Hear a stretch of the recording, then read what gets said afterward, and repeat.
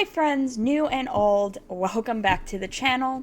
Today I am truly jumpstarting my G4 Monster High project. If you want more information on what that is, what I mean by that, watch my previous video. I went into detail on what this project is, but the very short version is I am taking the previous 3 generations of Monster High and fusing them together as well with my own interpretations of the characters to make a hypothetical 4th generation. So today I'm planning on introducing some of the characters and kind of showing how the rest of this series is going to go.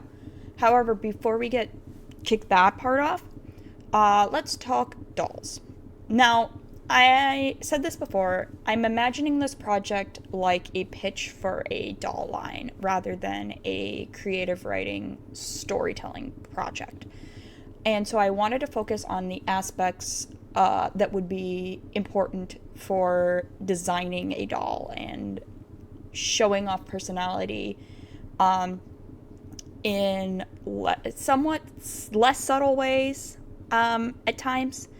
Many of the notes that I've written down are very much in bullet point format. And it kind of is set up similar to an online character sheet. With the likes and dislikes on the side, the kind of like color palettes, any quick facts that you need to know about a character. That's very much kind of how I formatted this project. It's very much a tell, not show. But frankly, that's intentional on the behalf of what I wanted to do for this project. Hopefully, my wonderful editor will be able to add any clarifying notes, images, things, so that we can all be on the same page of what I'm talking about while I'm outright stating it rather than being able to show as much, Another thing I wanted to say, so I wouldn't have to say this every time, I'm going to explain the body types that I have for these dolls, hypothetically. I feel the need to explain it because I'll use words like, oh, this doll is tall, or this doll is a lush body type. And I want it to be clear what I mean by that. If you don't care, I get it. I'll put a timestamp on the screen. You can just go straight to when we actually discuss character notes. But again, I wanted this so that we can all be on the same page. So here we go with this.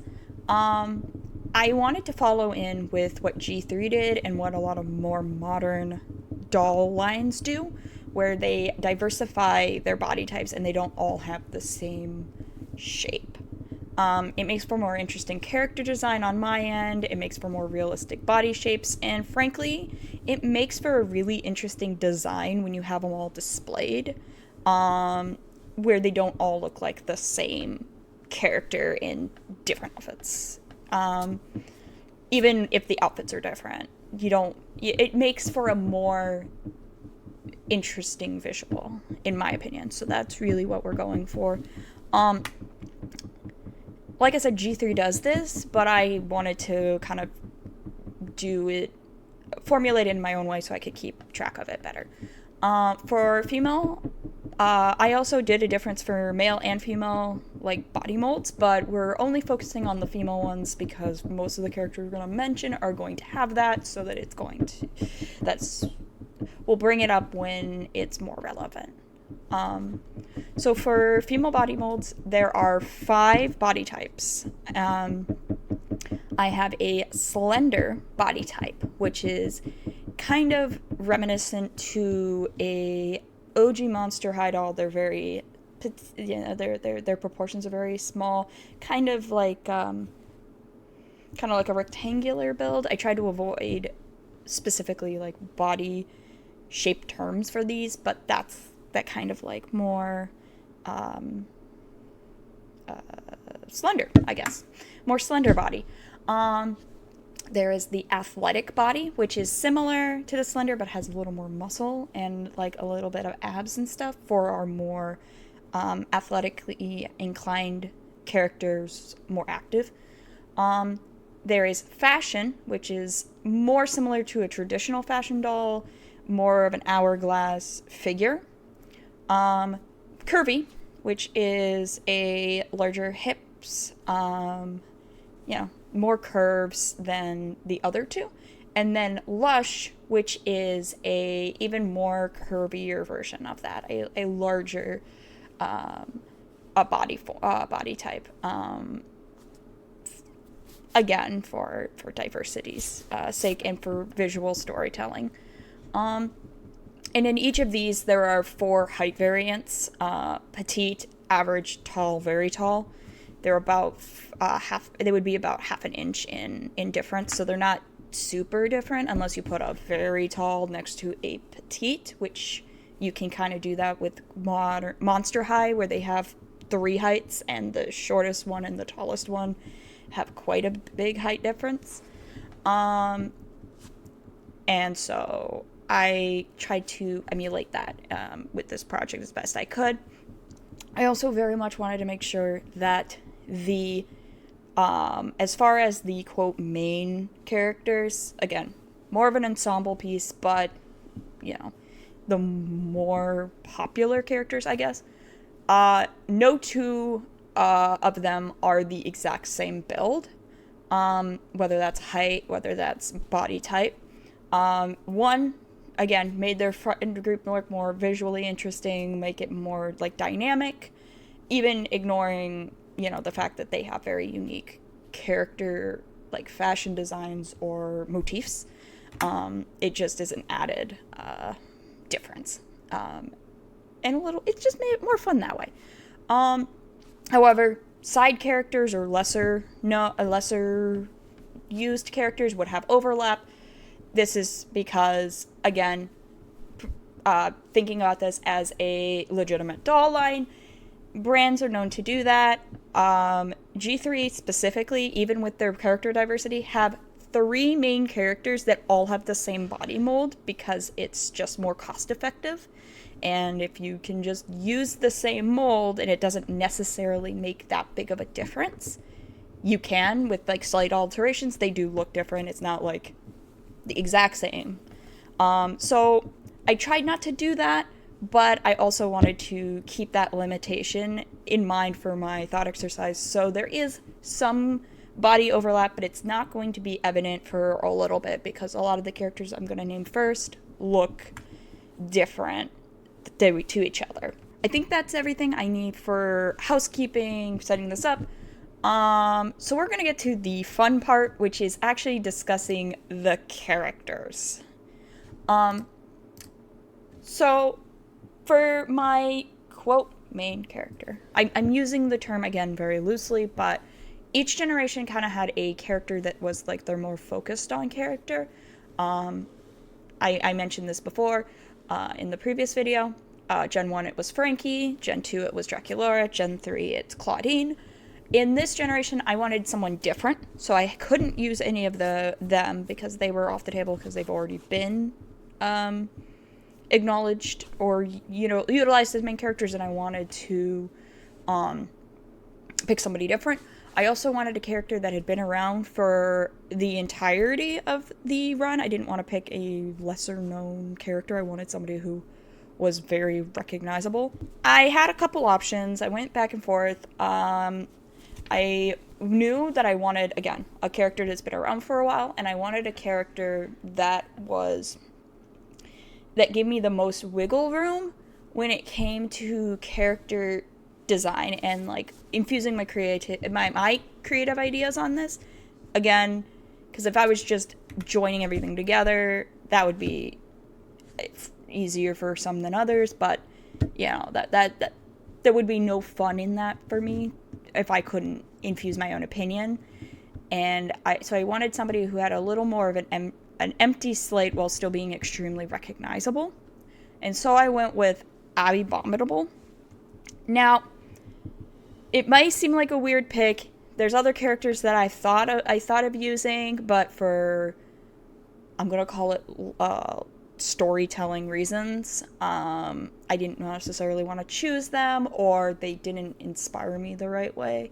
Abby, I chose Abby because, one, I liked aspects of all three iterations.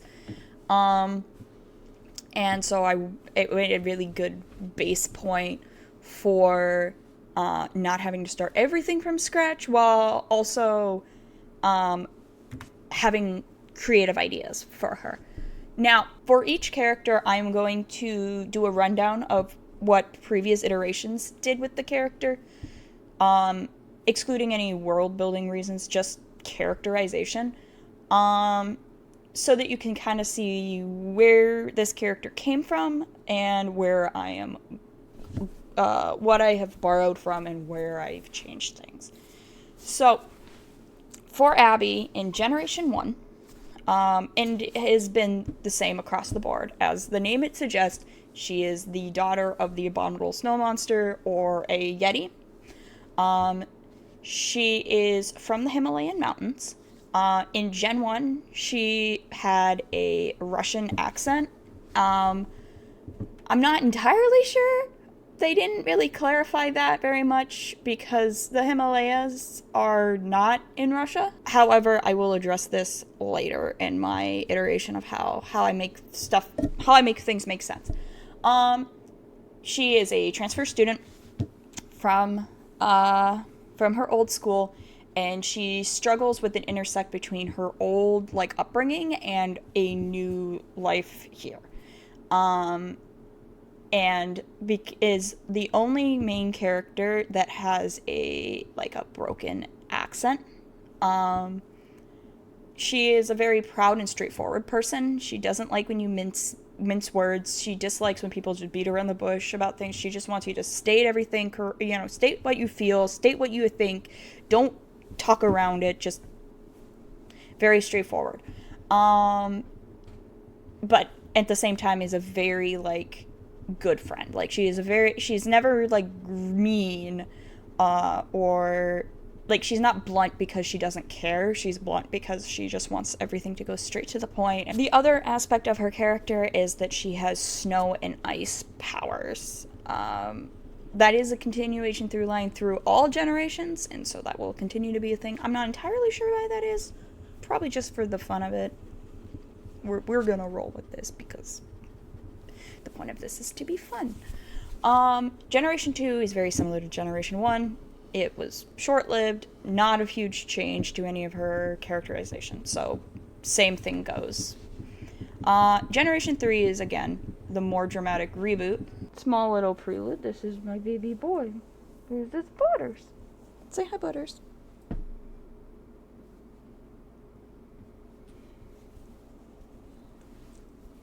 Okay, Butters. You gonna be my friend, or you gonna go? Okay, you can chill. As for Generation 3, again, Generation 3 is the biggest departure from its previous iterations. And while the bullet points may not seem like a quite drastic difference, the feel of the character is quite different. While she is still from Nepal in the Himalayan mountains, they really leaned into more of the Indian inspiration for her character. And yeah, rather than having this disconnect between her previous life and her new one here, well, she is still a transfer student.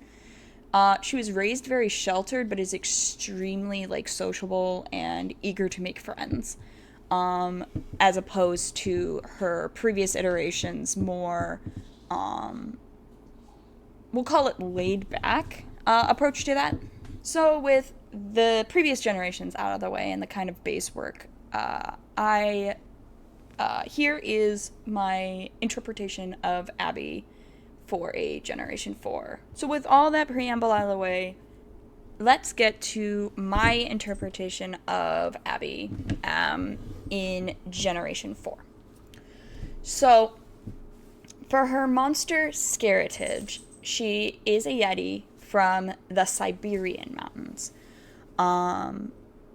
So because there are legends of Yeti-like creatures from the Russian mountains, and My sister absolutely loves this character and had very specific points that she did want me to keep. She had two things that she wanted me to keep, her accent and her cadence, how she speaks. And so I kept those in, as well as changing other aspects. So instead of her being from one place but having an accent from another, I kind of just simplified. Both of her parents are Yetis, and she grew up in a small town, a small village that is more secluded than Himalayan Yetis, and that's why they're more common or more recognized than her and her family's home. Her and her family's life there. As far as like a physical description, she has light blue skin, with like white freckles sprinkled all over her body, like looking like snowfall. Very tall and curvy, with white hair and purple highlights styled in bubble pigtails, kind of simulating like snowballs. She has dark purple eyes. She has tusks with a mild underbite. And she has long finger-like claw hands. As far as like fashion style aesthetics that she generally would display, she has this like mountain winter chic, this kind of like very fashionable but warm like aesthetic. Lots of snowflakes, anything that kind of qualifies as like a cozy vibe outfit. And as far as like colors, she would have like soft blues, purples, whites, that kind of wintry palette. As for her personality quirks, she comes off very mysterious because she's more reserved, but she is very accepting of people. She's very kind once you get to know her. She also is learning Universal, which is the common language for monsters. So her speaking can be a little broken here and there. However, she is multilingual already. She already knows Russian. She already knows sign language. This is just a third language she's learning. So it causes her to be very direct when she speaks, but it's obvious that she's not meaning to be rude. It's just sometimes it's easier to just say the word that comes to mind first than have to filter for a harder to remember word. As far as some freaky flaws that she has, she cannot appear in photographs. They're always blurry and fuzzy.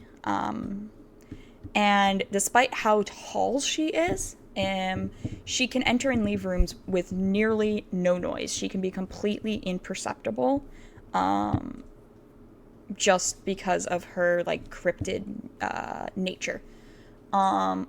Three things that she loves is she loves winter cold weather, she loves snowboarding, and she loves home-cooked meals. While she hates hot weather, being the center of attention, and just general misunderstandings. As far as monster must-have things that she has on her almost all the time, she always has a scarf, no matter the actual temperature. The weight of the scarf is familiar. It's usually very fashionable, so like in the winter, it's like this warm scarf that her mom made her. In the summer, it's like more of that free, sheer shawl type stuff, but she still kind of has that familiar weight, because it feels more comfortable and familiar. She also carries around a thermos of hot chocolate. It looks like a Yeti mug, if you know what those are. Her favorite school subject is dead languages. As she's already versed in multiple language, learning, this other language classes are sometimes easier for her. However, she does not like mad science. She doesn't find it very practical. She already took biology, so she needed to take a science, but she doesn't really care for this one. As far as extracurriculars, she is in the Creepy Arts and Crafts Club, where she does a lot of ice sculpting, snow globe making, that kind of like crafts. She also is huge into winter sports when the season allows for it, and she also works backstage for the theater club. As far as her Abby's family, she has her dad Nikolai and her mother Sasha. No siblings or anything, and she's close to many of the quote main characters.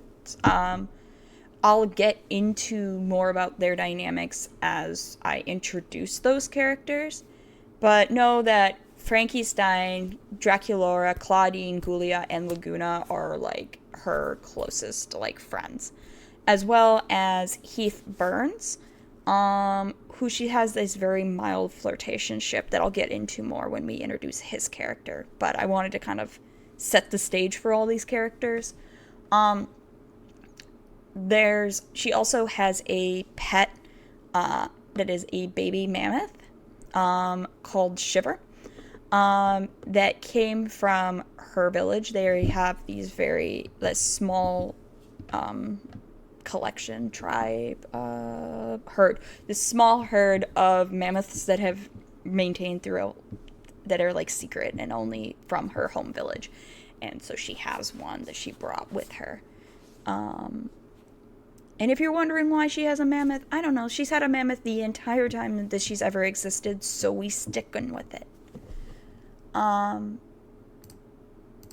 As a general vibe for Abby, I kept a lot of like the Generation 1 vibe for her, partly for my sister's preference, but also because I kind of liked a lot of the aspects from that, while I sprinkled in some aspects from season 4 where I could.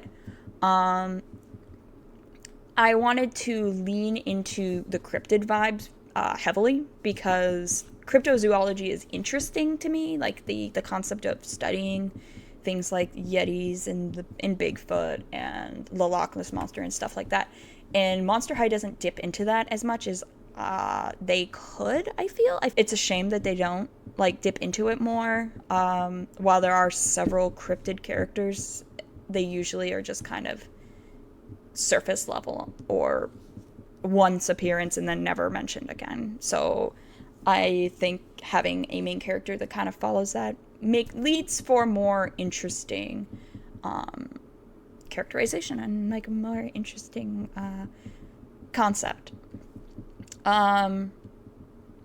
Even though she doesn't necessarily classify as traditional like monster.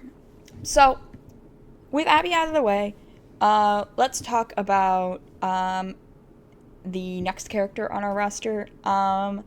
Personally, it's my favorite character, so I have a lot of details and a lot of love about them, even though they're technically not the main character. It just happened that way. And that is Frankie Stein, who surprisingly was not a character I loved in Generation 1, but in doing this project and researching more about their character, I really love them. Especially the kind of stuff I did with them, so we're going to stay tuned to that. So from Generation 1, she was a Franken monster who was literally 15 days old when she was enrolled, because it's funny to say, oh yeah, she's 15 days old.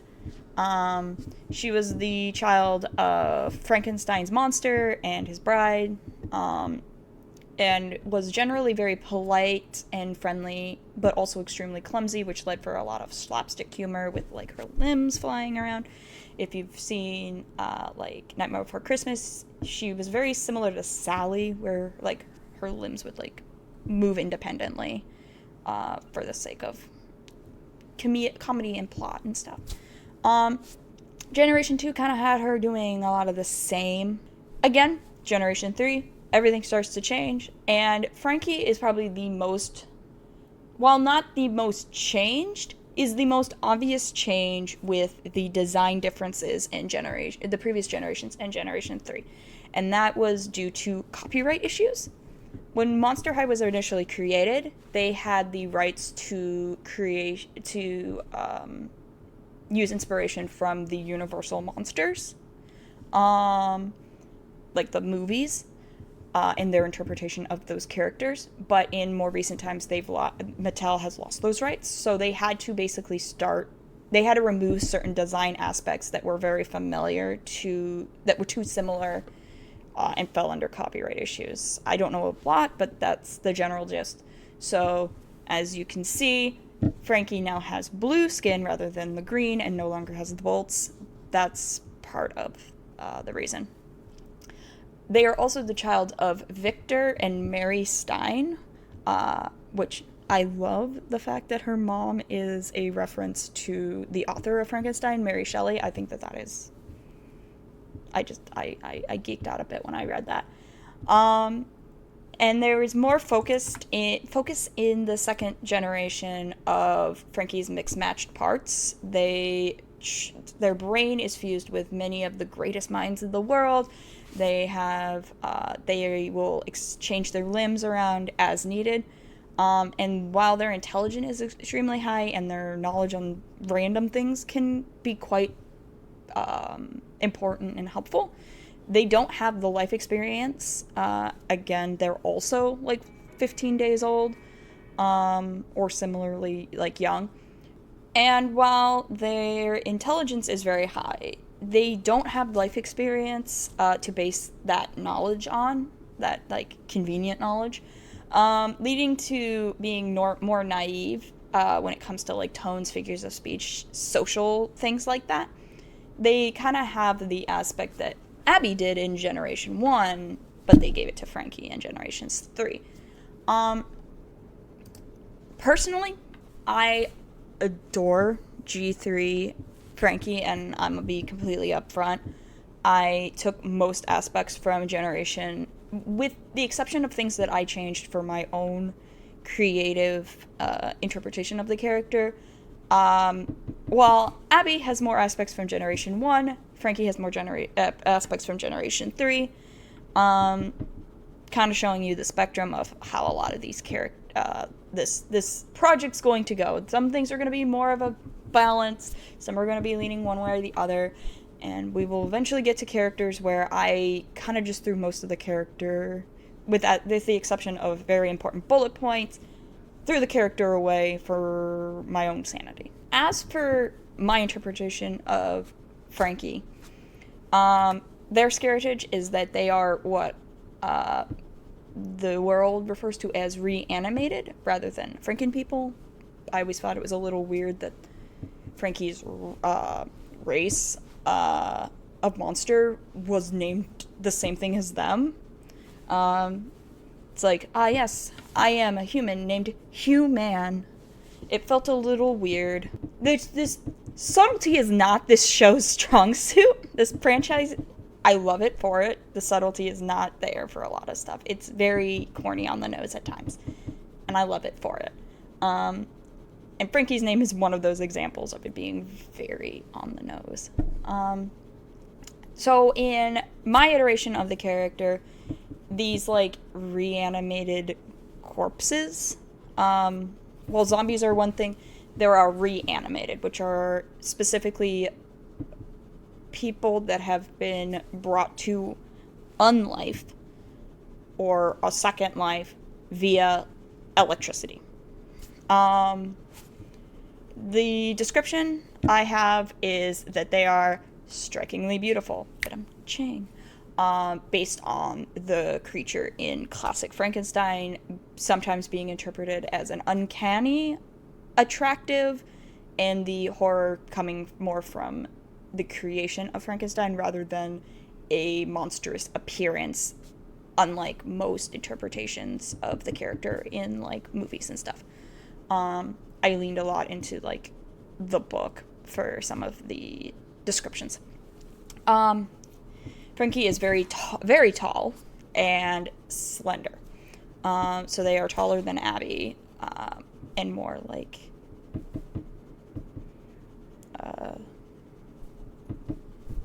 and more slender.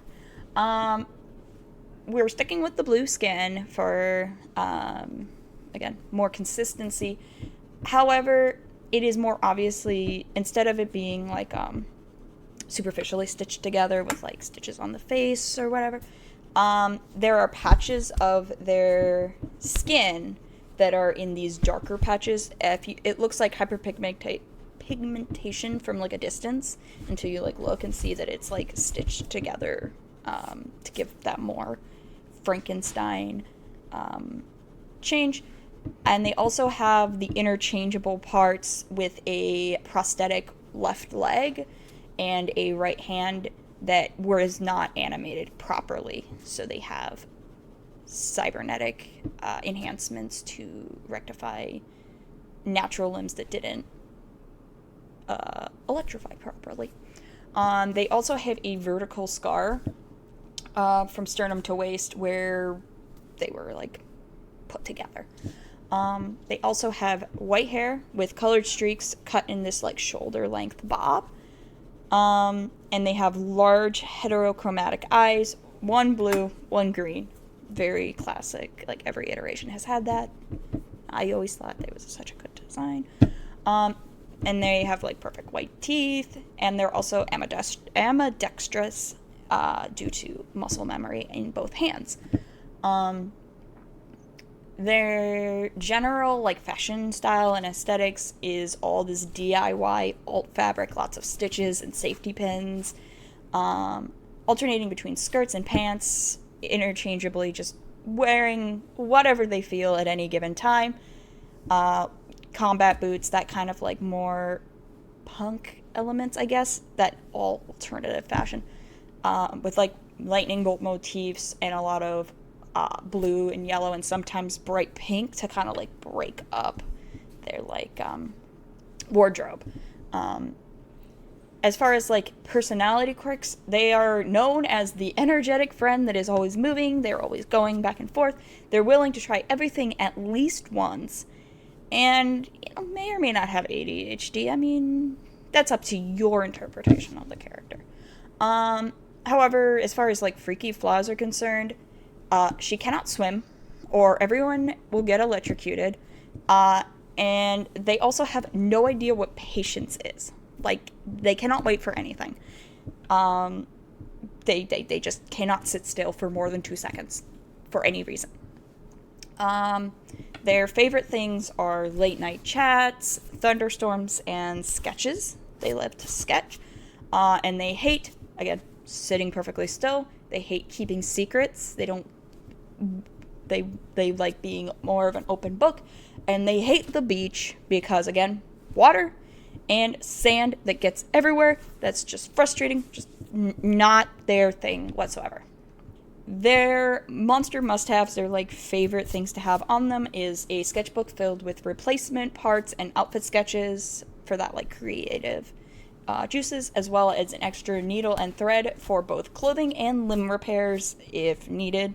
As for their favorite subject, unlike Abby, they love mad science. Their brain is wired for science. Shocker. No, their parents are mad scientists. They, obviously, are super into, altering their limbs and stuff. So it makes sense that science would be something that they're super into, especially since mad science usually focuses on that kind of more eccentric sciences, we'll say. However, their least favorite subject is gorography or geography, as she would much rather spend her time exploring the world rather than sitting in a classroom reading about it. As far as like clubs, special activities, they are on the cheerleading squad.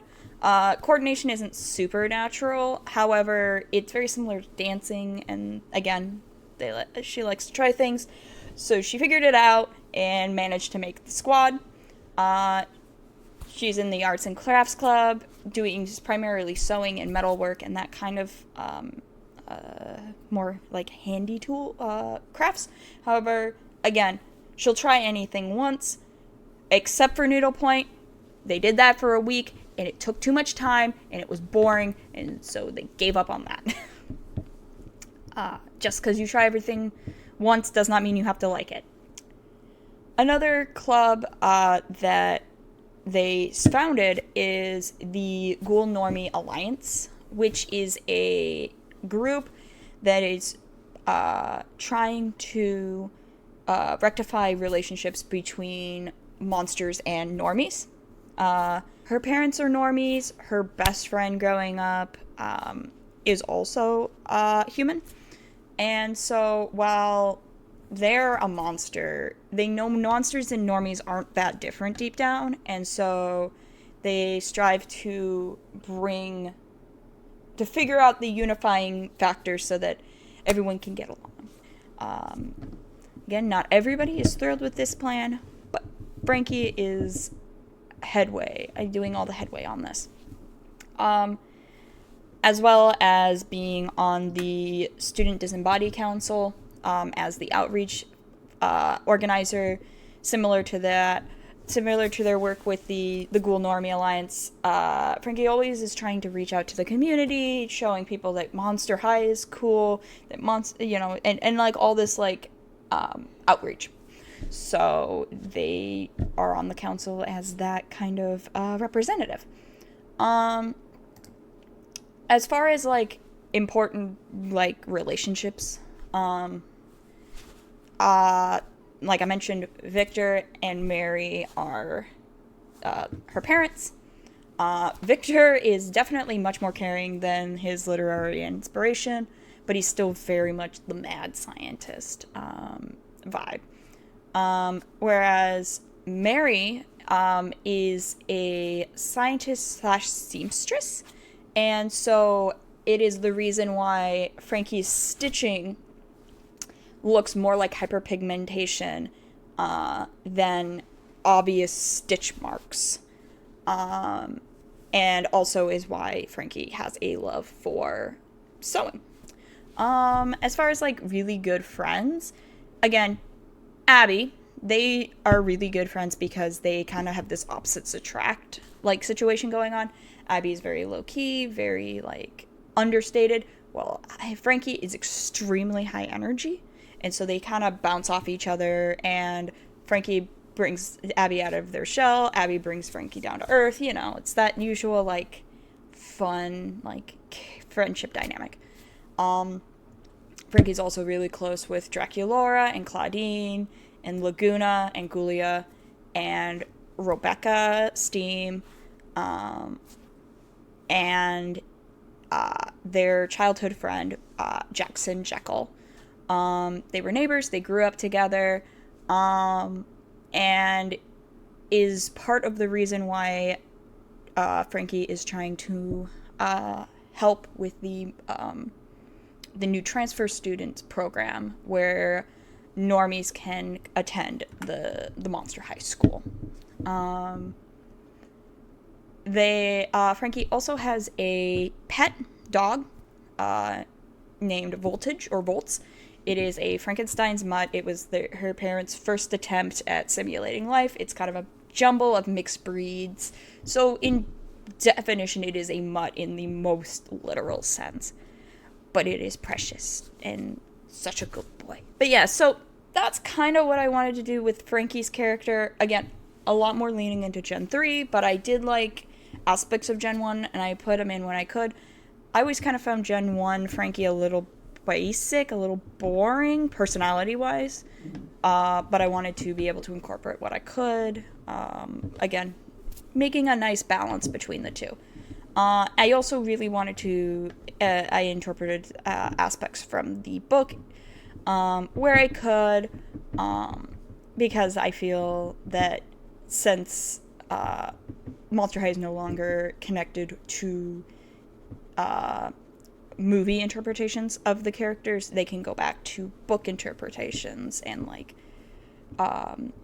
the initial like inspiration of a character and pull some of that stuff out for more of an interesting take where they may or may not have that. So that's what I have for this video. It's a long one. The other videos are probably going to be similarly long. Each one's going to have 2 characters in it that have some kind of like either best friend dynamic or dating or something like that. So I hope you like this. like I said, the format's different than how I usually like character describe. But I find this a really fun experiment, and I hope that you'll come back next week for the next set of characters. There's the usual, the like, subscribe, comment. If there's any characters, once I get through the main cast, if there's any like characters that you really want to make sure that I mention or are introduced, let me know. Like I said in the first part of this series, I have a lot of characters. There's just in what order to introduce them all. But yeah, so thanks for watching, and I hope to see you guys again soon. Bye. Oh, are you gonna leave? Gonna leave? Say goodbye. No, he's not leaving. Okay, never mind. He trying to be seen. You trying to be seen?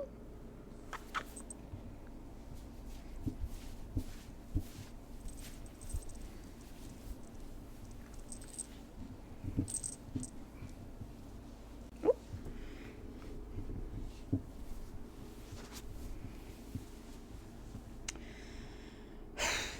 No, you can't drink my coffee, you little rat. Alright, buddy. You gotta move over this side.